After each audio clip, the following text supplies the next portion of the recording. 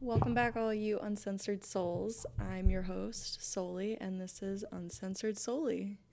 I am actually really excited to talk today because I've been super sick the last 2 weeks. Let me rephrase that. Hey, 2.5 weeks ago, I got super sick, and that was about the last time that I posted on this podcast. And I had everything. I had a runny nose. I had a fever of over 101. I had congestion so bad that I thought that my eyes were going to pop out of my sockets. My ears, I could barely hear. Still have a little bit of an ear infection. I don't know if I said it right, a sore throat, body aches, like the whole thing. As I'm trying to get through that, on top of it, I don't know if it's turning 31 and that's just like my introduction into like my legitimate 30s, because for you guys who don't know, I just had a birthday on Monday, so woo. But I was experiencing all of this pain. And then on top of that, I just threw out my back right before my birthday, like threw it out bad, and it led to sciatic nerve pain, which I don't know if you guys have ever experienced sciatic nerve pain. 10 out of 10 don't recommend. Don't try it. I don't care who says it's cool. It's not. It hurts really bad. And as I was coming over the hump of all of that, guess who decided to follow the leader and do the exact same thing? Hey, yes, my boyfriend. So as I'm getting over being sick, not 100% by any means, he gets sick. And so it's just like, this last 2.5 weeks has just been disgusting in our house. We've gone through at least 1,000 tissues. I don't know how many times I've washed our bed sheets, just because we're just like nasty and gross. I have had to sleep on the couch multiple times. So is he, because we're keeping one or the other up with our persistent coughing. It's been a nightmare. And then again, of course, like I said, my back was killing me. So anyways, that's my rant. I don't know if anybody else has been experiencing this nonsense, but that's been me in a nutshell, and that's why I haven't been around. But anyways, I'm feeling really good, and that's why I'm excited to be back, and here we are. So I wanted to bring up something that I kind of experienced a little bit while I was having to either be a vegetable or taking care of a vegetable, because that's really all that's been happening here, is one vegetable taking care of another one while the other ones hopefully heal and spud into something beautiful, which we're slowly getting back to. But one of the days while I was stuck on the couch, I called one of my high school friends, which I don't know how many of you still have high school friends, but the older I get, the more of what a true, incredible blessing I'm realizing it is. Because at this point in my life, I've been graduated for, oh gosh, probably almost like, I think it has been 14 years now. Jeez, yeah. All right, wait, has it? 13 to 13 is 10. Guys, I can't do math. Give me 1 second. Yeah, it's been about 14 years. Holy crap. Since I've graduated, and I still have some friends from high school. That's bizarre to me. And better yet, out of those 3 friends that I still have from high school, 2 of them I have from elementary school, which is fucking crazy, because there are a lot of people that I can't stand to have in my life for a shift at work, let alone my entire life. So take that as you will. But I think we can all relate, right? Like, there's people that come and go in our life that we are like, you're it. I'm keeping you. You're not going anywhere, because not only can I handle you and tolerate you and actually want to be around you and share all my deep personal shit with, you don't judge me. You never backstab me. But like, I also want to be there for you during yours. What a rare thing. So I was calling one of my high school friends who, is all of that in a nutshell. I was just like basically bitching like about my sickness and everything. And in a weird segue, we kind of like drifted down this road of talking about all the other people that we've had in our lives, and just doing like a little catch-up game on some of the chisme and some of the like good stuff, but mostly all the gossip. And I was like, holy crap, I haven't thought about them in forever. And my friend was like, yeah, I haven't thought about this person either. And it got me to thinking about all the different people I've had in my life and what they meant, why they were there, why they shouldn't have been there, why maybe some of them should have been here longer and still to this day, but they're not, right? And I think there's a lesson in that, and that's what I wanted to talk about. Let's talk about friendships. Why did they start? Why did they end? how did they end? I think that's like huge, right? Because if you're not learning and growing from every experience in this world, what the fuck are you doing? Because there's a lesson in everything that happens in life. You can choose to ignore it. You can choose to open or accept it with open arms, right? But like, there's a lesson there. No matter how big, no matter how small. So let's look at friendships. I want to go back to my first, what I thought was one of my like first major friendships I can recall, because I think it sticks out so profoundly because of how awful it ended. So we're going to talk about that. Hey, me back in high school, right? Completely different human being, as I'm sure a lot of us were, right? We're still figuring ourselves out. I don't know about you guys, but I was super insecure when it come to making friends. And like, I know you're like, oh, solely, we're all insecure in high school. Bitch, I was more insecure. I lacked confidence. Not only did I lack confidence, I lacked self-awareness. And I think that combined, those two, it can be a very self-sabotaging and destructive thing. I don't know who I am, therefore I don't know who to be. And if I don't know who to be, then I could basically become anybody, good or bad. And most of the time I felt like it was a little more on the self-destructive side. But I had this one friend in high school who was always there for me and really knew me and knew who I was, and like, just I loved her for it. And because I'm from a small town, we're not going to name names because I'm not here to do that anyways. It's all about the lesson, right? I wish none of these people ill will. I love them all to death. I'm wishing the best for them. But to protect those people, we'll say this friend's name was Emily, right? Now, Emily had been there for me through everything. And had also been there for me during one of my first major relationships. And if you guys remember to your first major relationship, whether it was in high school or college or whenever, that shit was real, right? Like, we were like, oh my God, this is true love. Like, whip out all the Disney bullshit, like the dates and you just like pull over every little bit of extra change that you have because you got to buy him this perfect gift, and promise rings and promises, and you're thinking about your future and blah, blah, blah. It was the real deal. And I had the best friend, and I had the most amazing partner. What more could I want in life, right? Well, that weekend, my best friend, and like I said, we'll just name her Emily for now, she was busy, so she had some stuff going on. Well, it was fine because my partner at the time had and again, we'll keep this kind of loosey-goosey. My partner at the time had a tennis match tournament that weekend. It was out of town, but people could go and stay, and it was actually an huge outdoor event. So, and we'll call my partner, and to protect my, partner at the time too, again, coming from a small town, we'll call this partner Kyle. All right, so Kyle had this over the weekend, we'll call it tennis tournament, and it was camping, right? Well, Kyle said it was just going to be him and the boys the first night, and then I could meet him there the next morning. And I said, great, that sounds cool. See you in the morning. Come and cheer you on. Emily couldn't go with me because Emily was busy doing God knows what, so it was just me on my own. I get all the way up there, get there bright and early, and I know what his tent looks like. I know what, obviously what the car looks like, and then they were going to be in this little camping thing. So I'm searching up and down, all excited, and I'm walking down these row of tents, and I think I see it, and then I see his car, and I'm like, okay, cool, we're here. Well, high school Soli doesn't see red flags yet. She only sees the bright green ones, even if they're actually bright-ass red flags. So stupid Soli, naive Soli in high school, doesn't realize there's a familiar car parked next to Kyle's car. That kind of looks like Emily's car. That's okay, naive Soli says, and she approaches the tent.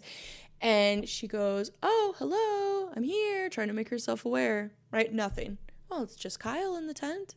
Kyle won't mind if I open it. So naive Soli opens the tent and finds, lo and behold, the car that was parked out there that looked familiar was, in fact, friend Emily's car.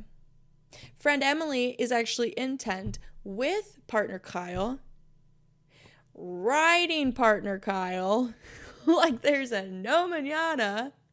And there I am, just bearing witness to all of it. So younger, right? Less put together, less mature Soli takes it in for what it is, and then just goes apeshit crazy, right?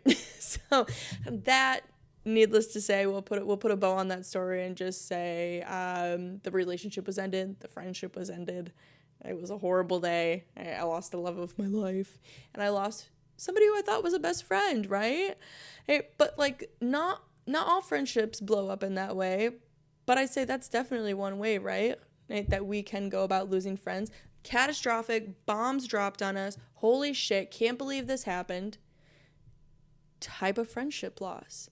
And that really messes with us. I don't know about you guys, but that made it really difficult for me in my years to come being friends with people. It starts to create an imbalance of trust. It makes me second guess things.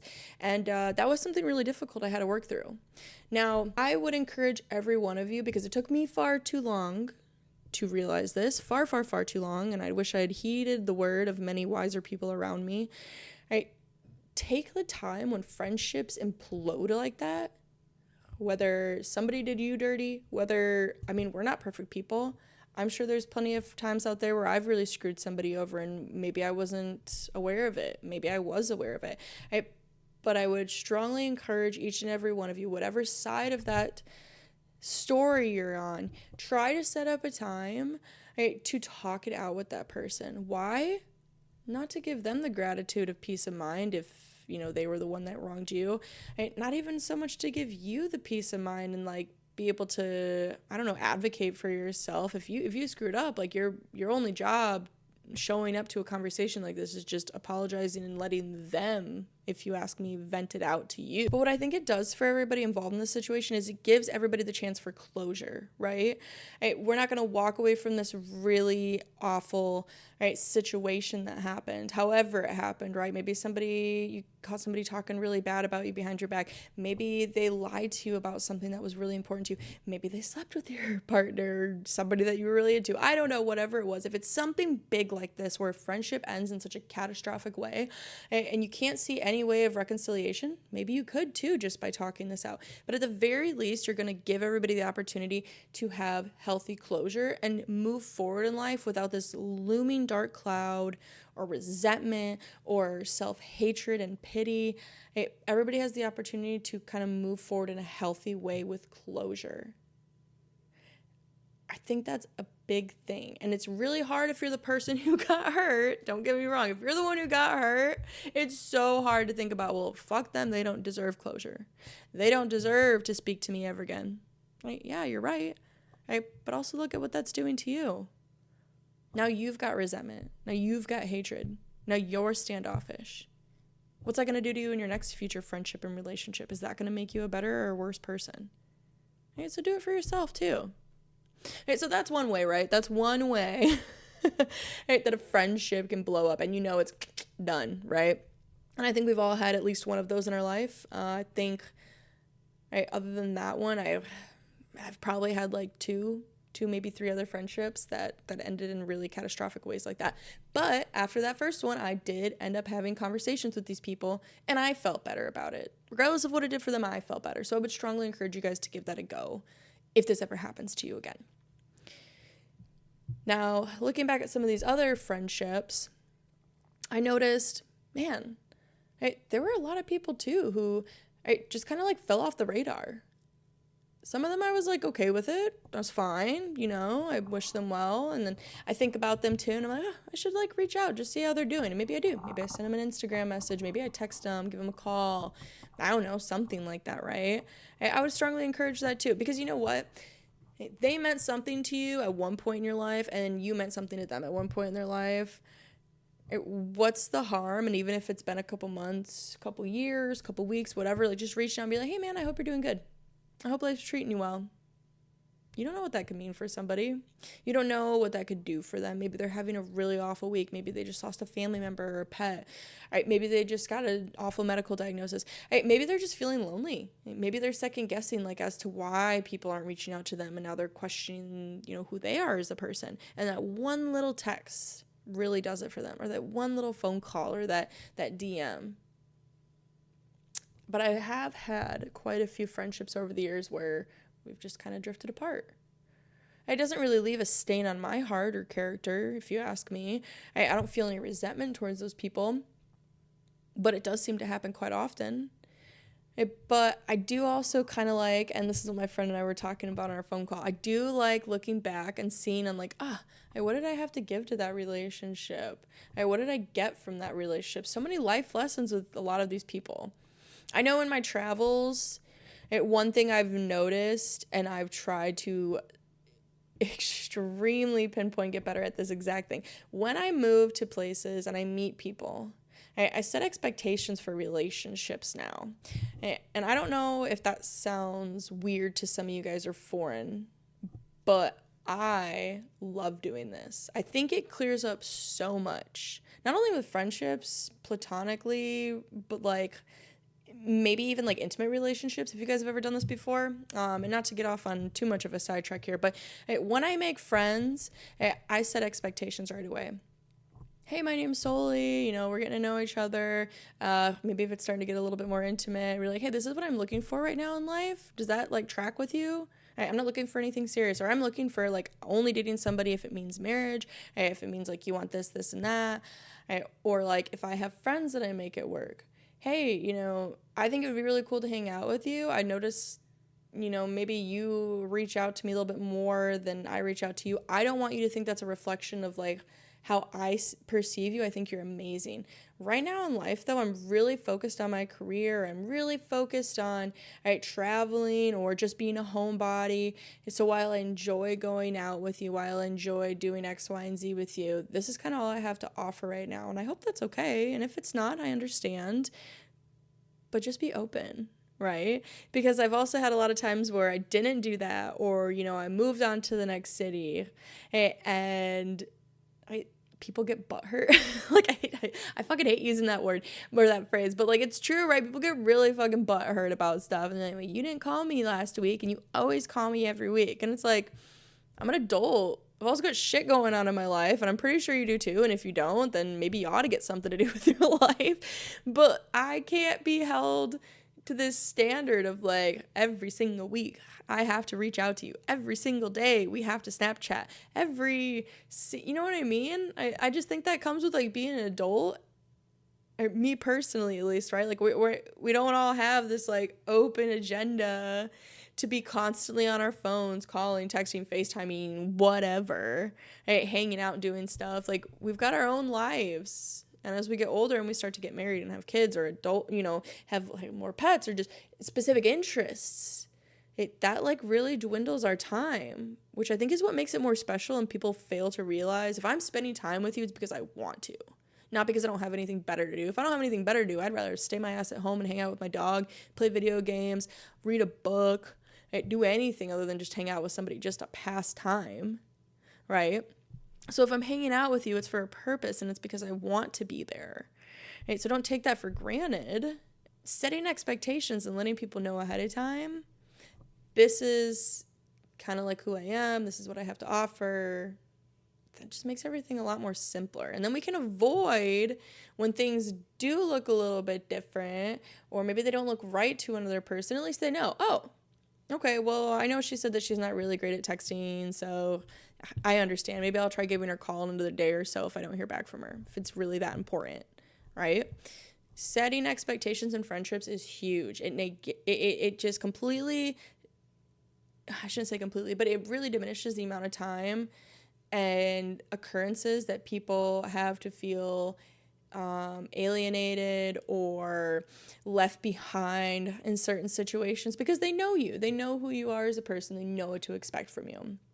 And so, again, kind of circling back, I looked back and I seen a lot of those friendships where I'm like, man, I haven't heard from a while. But that's okay, because, we've had this discussion before. Like, we'd hit each other up if we were ever in the same zip code again. Or, whenever we go to the same festivals, like, we always hit each other up because we want to meet, because we know we'll be at those. Like, I hate using the word situationship, but it's kind of like a situationship is, right? Like, you always have this, like, friend who you see at these occurrences or do these certain things with, and yeah, they can like bleed into other things, but that's you don't, it's very far and few between that you get, and that's why they call them best friends, right? That you can have to do a little bit of everything with, because they share a lot of your same interests.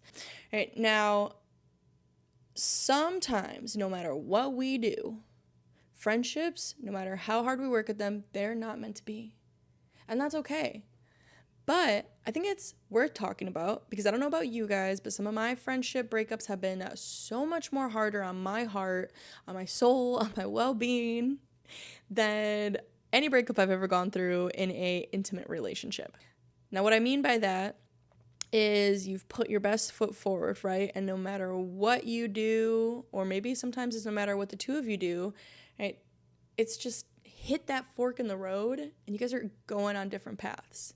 I am at this point in life where everybody in my life either has kids, a house, a partner that they're married to or engaged to or very, very serious with, or they're still like me. Maybe they have a relationship, maybe they're single, but we are out and about exploring the world, really nothing else to take care of other than ourselves and maybe contributing towards a combined household. That isn't a bad thing. But what it does do is it makes it a little bit more difficult to sustain those friendships, right? I know my friends that I've been closest with for years, we are still very close. But we are close in the sense that if I really need them, I can call them, they will answer, and they will be there for me. But we are not close in the sense that we are hanging out every single week. We're not FaceTiming all the time. We're not going on trips together as much anymore. It is very much, hey, let's kind of all toss stuff into a group chat together, see each other maybe once every couple months. Maybe each of us has a longer phone call once a month just to really catch up on personal stuff that wasn't tossed into the group chat. But it's because, again, they're now living what I'm just going to say, very adult lives. They have responsibilities, little people that need them. They're, buying houses, they're looking for the next family vehicle, right? And I'm out here bartending twice a week. I took my dog on a walk this morning to go get coffee, came back home, gamed for a little bit, read, took a nap, and now here I am recording this. Right? Our lives are not the same. Neither are bad lives, but they are not the same. So it's a lot harder for us to have stuff to really enjoy communicating constantly about. I love my friends and I love their babies and they're amazing, but I don't really want to sit there and talk about all the different types of way to wipe their asses and change their bottles and diapers just as much as they probably don't want to hear about, I don't know, me going out last weekend, taking another trip out of the country here pretty soon, or my recent travels, or I don't know, whatever. Our lives just, they're not the same anymore. But that's okay. It's fine. It's just different. So we catch up when we want to, right? And now, in the other sense, I've had other friends who we've hit that fork in the road, and I've had to drop that friendship or significantly decrease my contact with that person for not so great reasons, right? I don't know if you guys have ever had this in your life, but people just tend to take some less desirable, less healthy paths in life. And it's not ones that we're always really eager, nor should we be eager to follow them down. It's so we try to keep in contact. We try to be there for people. I know I've had tons of friends, unfortunately, over the years who've fallen into some pretty hard drugs, some pretty hard lifestyles, and I will be there for them until my dying last breath. But I am at arm's length. They're living their life. I love them. I will, like I said, always be there for them, but I can't be in their life, nor will I allow them to be in my life on a consistent basis. It is very much in a controlled setting. It is very much in a, I have to protect me, right? We all have to protect ourselves. So I can't willingly let them bring that negativity, those poor choices into my life. All I can do is love them and be there for them in the event that they need me, or, just maybe a simple phone call every now and again, shoot them a text, see how they're doing. But that's the way that our relationship has kind of hit that fork, and I'm not crossing over to their path. If they're ready to cross over here a little bit more into mine, my path is always open, my door is always open for them. But again, controlled setting, that's kind of how the friendships got to be, and that's the way it's gonna stay. So again, right? Backtracking here, we've got friendships that can mean a whole lot to us. They can explode in a crazy way. Then we've got friendships that maybe they're situationships, and we've got friendships that they're there, They're great. We love them dearly. Probably always going to be a part of our life, but it's a little bit more of a controlled setting, right? And then last, right, but certainly not least, you guys, right, all of us have, at least I hope, right? And if not, I got you. You got a new friend now. But last but not least, a best friend, right? And then, when people say, that's my best friend, bitch, I have like 5 best friends, okay? I don't care what anybody says, we can only have one. Fuck you. I have like 5 or 6 best friends, people that I love endlessly. I have some best friends that I've never even met in real life yet. Like, it's still yet to happen. Right? But like, they have been a part of my life, actively a part of my life, and mine of theirs for years now. And that's fine with me. Being a best friend means so much more than just like being there IRL every single day, 24/7, 365 days out of the year. So much more than that. But I think it's also really important to recognize that having best friends takes work, right? It is still a relationship that you have to feed and nourish and water to help it grow. I look at one of my best friends that I've had for years, and she is somebody that I don't even talk to probably more than once a month. Yeah, I think like about once a month we give each other a call and catch up and get into like all of life's, ins, outs, highs, lows, what's making her happy, what's making her stressed, what's making me feel loved, what's making me feel bad about myself. And we just talk it out. And we'll be on the phone for a solid like 2.5, 3 hours. And that's it. Well, talk to you again next month. And we've even had times where we joke like that. Oh, okay, talk to you next month. Because friendships, I think as we get older, people fail to realize, like, again, talking about something we talked about previously, we don't have time as adults to like wake up every morning and text that person or instantly Snapchat them. That is reserved for like my intimate relationship, and sometimes I feel like I struggle to make the time for that. But that's a whole different podcast episode. But like that's adulthood, right? So one of the things that I think I had to work on as I got older is making sure, again, setting expectations. This is what this friendship looks like. Just because we don't talk every day doesn't mean we don't love each other. Doesn't mean that we're not there for each other. It just simply means that the time that we do have to give, we choose to give it to that person because of how much they mean to us. And that's a beautiful thing in itself.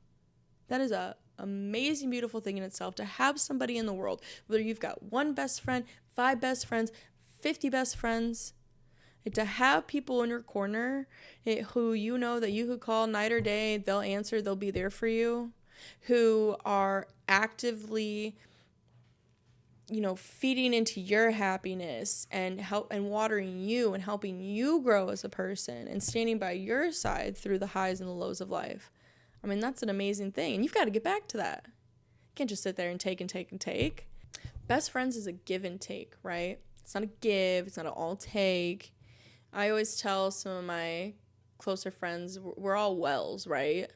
We're wells, and we're full of love and happiness and our feelings. But at the end of the day, if somebody's coming and like just taking from your well and draining you, eventually you're dried up and you've got nothing left to give anybody, or not even yourself.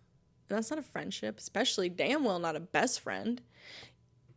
2 people come into each other's lives, they should be giving and taking, feeding. I'm taking from your well, but giving, you're giving back to me, and vice versa, and back and forth. That's how it should be, right? And some days my well might be really fucking dried up. So that friend's giving a little bit more. Giving a little bit more to feed into my well, to fill it back up, to make me feel replenished. And then there's other days where it's the other way around. My friend might need me a little bit more, so I'm pouring more into their well, making them stronger. That's just how it works. It's how it's got to be. And I guess that probably goes for an intimate relationship too. But again, that's another episode. So, friendships, right? Fuck. There's so much to them. And I've had so many different kinds. I don't know. Hopefully you guys can relate to some of the shit that I just said. But that was a conversation I had with one of my besties this last week. And I just wanted to share it with you guys because I just think there's a lot of times where maybe we need to reflect. Maybe we need to think about all the different people that have come into our lives and what we learned from them and how that's helped us grow. And if it hasn't, if you're not growing, if you're not learning something from these people, Whether it's about ways that they treated you that you didn't like, or ways that they treated you that you do like, and you want to pass that on to other relationships of your life or into your character as a person. I don't know, I'd probably second guess those friendships and be like, what the fuck are we doing? Are we even friends? Is it time that I let you go? Have we met at that fork in the road where you're going this way, I'm going that way, and there's no way in hell I'm following you down that path or ever checking up on it again? Or are we kind of just starting to divert and start these new lives, and that's okay, and we'll check in every now and again? That's the thought process I had this week. And I thought it was pretty nifty. So, on that note, I would encourage you guys, reach out to some of those people maybe you haven't talked to in a while. Say hey, see how their life's going, check in, show them some love. You never know what that can mean for them. You never know, maybe they've been having a really rough week and you just made it 10 times better and pulled them out of that funk. Maybe they were already having an amazing week and you just added to that happiness and joy. Maybe it rekindles a friendship. I don't know. Life's short. It's worth checking in on people. But I'm glad you guys came and checked up on me this week. Sorry I was gone the week before. Your girl is feeling 10 times better. That's going to be it for me, guys. Thanks for keeping it unfiltered, uncensored, and I'll see you next time. Bye.